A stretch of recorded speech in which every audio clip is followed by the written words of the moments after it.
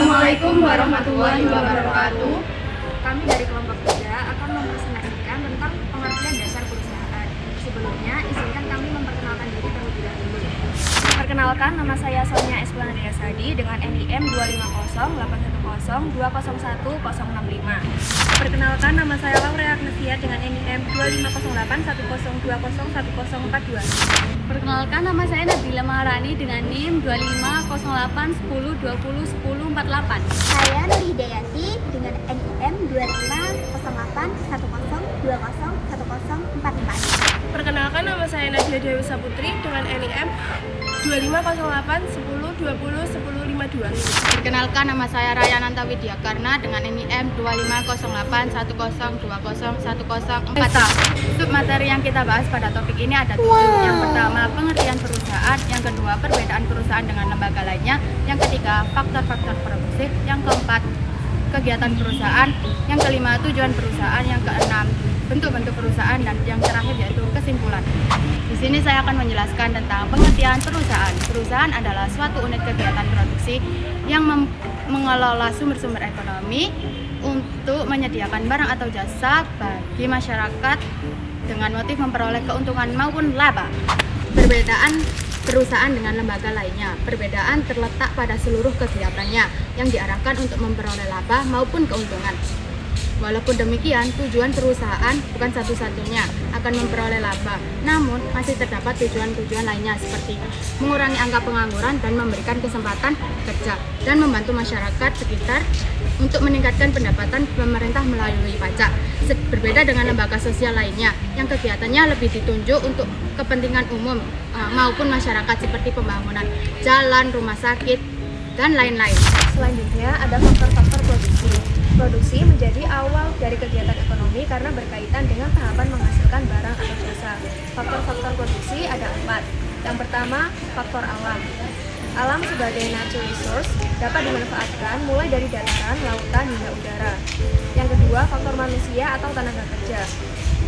Tenaga kerja berperan sebagai pelaku untuk menciptakan atau menambah nilai guna barang atau jasa. Yang ketiga ada faktor modal. Faktor modal dapat berupa uang atau barang. Yang terakhir ada faktor kewirausahaan. Faktor kewirausahaan adalah kemampuan intelektual seseorang untuk mengelola atau menyatukan ketiga faktor di atas dalam suatu proses produksi. Selanjutnya ada kegiatan perusahaan. Yang pertama yaitu produksi. Produksi merupakan kegiatan mengatur faktor-faktor produksi berupa sumber daya alam, sumber daya manusia, modal, dan kemampuan kewirausahaan. Yang kedua ada pemasaran, yaitu bidang operasional perusahaan yang menyangkut berhasil atau tidaknya produk yang telah dibuat agar sampai ke tangan konsumen.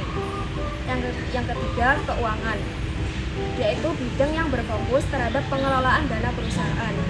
Yang keempat personalia, merupakan bidang yang berfokus terhadap kegiatan yang berhubungan dengan tenaga kerja. Yang terakhir, administrasi, yaitu bidang yang berfokus pada pemberian informasi layanan, bidang akuntansi atau administrasi. Selanjutnya, saya akan memaparkan tujuan dari perusahaan. Perusahaan didirikan tentu dengan tujuan yang jelas, karena tujuan menjadi titik tolak, arah kegiatan, sekaligus alat ukur efektivitas perusahaan. Tujuan perusahaan dapat digolongkan menjadi 3. Yang pertama, tujuan pelayanan primer. Yang kedua, tujuan pelayanan sekunder. Dan yang ketiga, tujuan pelayanan kolateral. Yang pertama ada tujuan pelayanan primer. Tujuan pelayanan primer dibagi menjadi 2 kembali, yaitu tujuan organisatoris dan tujuan operasional. Tujuan organisatoris yaitu hasil yang ingin dicapai organisasi sesuai dengan misinya. Misalnya, meningkatkan produktivitas, kepuasan pelanggan, dan efisiensi operasional. Yang kedua, tujuan operasional, yaitu tujuan jangka pendek yang mendukung operasional sehari-hari. Misalnya, seperti efisiensi produk, pengurangan biaya, dan peningkatan kualitas layanan. Lalu, selanjutnya dari tujuan perusahaan ada tujuan perusahaan kolateral yang dibagi menjadi 2, yaitu tujuan pribadi dan tujuan sosial. Tujuan pribadi berkaitan dengan kebutuhan individu, misalnya meningkatkan kualitas hidup, membantu pasien mandiri, hingga membangun hubungan baik antara pasien dengan tenaga kerja. Selanjutnya, dari pelayanan kolateral ada tujuan sosial. Tujuan sosial yaitu berdampak pada masyarakat luas, seperti meningkatkan kesadaran kesehatan, membangun komunitas sehat, serta mendukung pola hidup sehat. Pelayanan sekunder biasanya diberikan oleh dokter spesialis atau rumah sakit yang mencakup diagnosis dan pengobatan kondisi kesehatan yang kompleks. Yang kedua, pelayanan spesialis seperti bedah atau penyakit dalam. Lalu yang terakhir itu pengobatan kondisi kesehatan yang memerlukan perawatan intensif. Tujuan pelayanan sekunder ini untuk memberikan pelayanan kesehatan yang lebih berkualitas dan efektif bagi pasien dengan kondisi kesehatan yang lebih kompleks. Selanjutnya itu ada bentuk-bentuk perusahaan. Yang pertama, perusahaan kecil. Kewirausahaan dapat dimulai dari perusahaan kecil yang kepemilikannya biasa diperoleh dari 3 cara, yaitu meneruskan usaha orang tua dengan membeli perusahaan yang telah ada dengan cara memulai usaha baru. Yang kedua, ada perusahaan perseorangan. Perusahaan perseorangan adalah suatu bentuk perusahaan di mana pemiliknya adalah perseorangan yang melakukan pekerjaan untuk mendapatkan laba. Yang ketiga, ada persekutuan dengan firma. Persekutuan untuk menjalankan perusahaan dengan memakai nama bersama. Untuk mendirikan perusahaan, jenis ini dapat didirikan dengan membuat akte notaris atau akte di bawah tangan. Apabila didirikan dengan akte notaris, maka akte tersebut harus didaftarkan pada Badan Kepaniteraan Pengadilan Negeri, selanjutnya mengumumkannya di dalam BNRI. Yang keempat, ada persekutuan komanditer.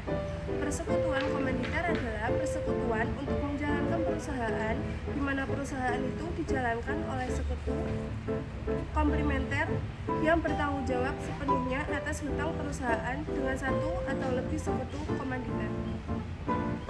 Selanjutnya ada perseroan terbatas. Perseroan terbatas adalah suatu persekutuan untuk menjalankan perusahaan yang mempunyai modal usaha yang terbagi atas beberapa saham dalam tiap sekutu turut mengambil bagian sebanyak 1 sero atau lebih. Selanjutnya ada koperasi.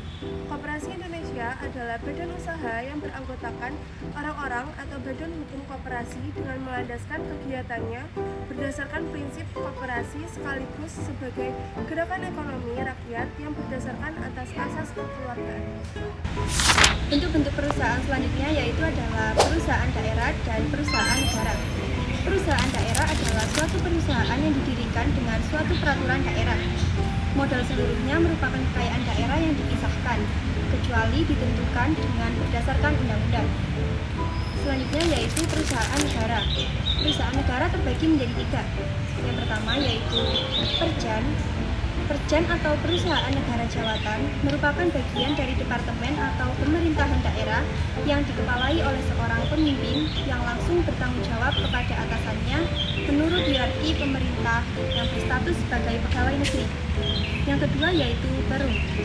Perum atau perusahaan negara umum berstatus badan hukum, umumnya bergerak di bidang jasa vital dan pegawainya adalah pegawai perusahaan negara dan modal perusahaan seluruhnya dimiliki oleh negara. Dan yang terakhir yaitu Persero atau perusahaan negara adalah suatu perusahaan berbentuk perseroan terbatas dan di mana modal perusahaan seluruh atau sebagian merupakan kekayaan negara yang dipisahkan yang dipimpin oleh direksi di mana pegawainya berstatus sebagai pegawai perusahaan swasta. Jadi kesimpulannya adalah bahwa perusahaan merupakan suatu organisasi yang dibentuk untuk mencapai tujuan tertentu, seperti menghasilkan barang atau jasa dengan menggunakan sumber daya yang ada untuk mencapai keuntungan dan memenuhi kebutuhan pelanggan. Perusahaan memiliki struktur, proses, dan sistem yang dirancang untuk mencapai tujuan dan misi yang telah ditetapkan. Sekian presentasi dari kami, kurang lebihnya mohon maaf. Wassalamualaikum warahmatullahi wabarakatuh.